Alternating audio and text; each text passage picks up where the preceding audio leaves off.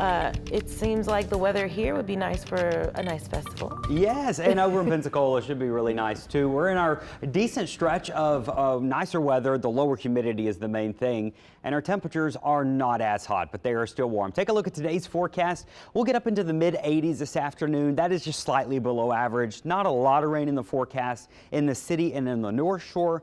However, coastal areas have a higher chance of some showers. Radar is lit up this morning down there along the coast, down into Plaquemines Parish and into eastern St. Bernard.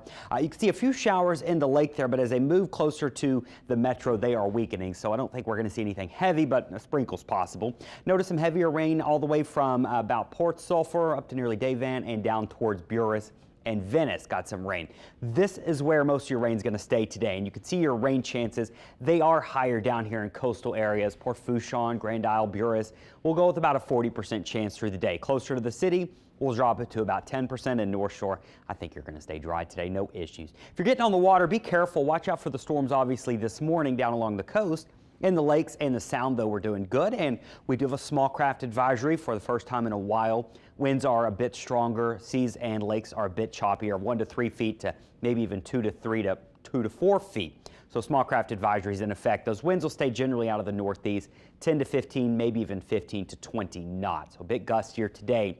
There's your northeast winds here all the way into the weekend, which means our humidity is going to stay manageable and should be feeling pretty nice.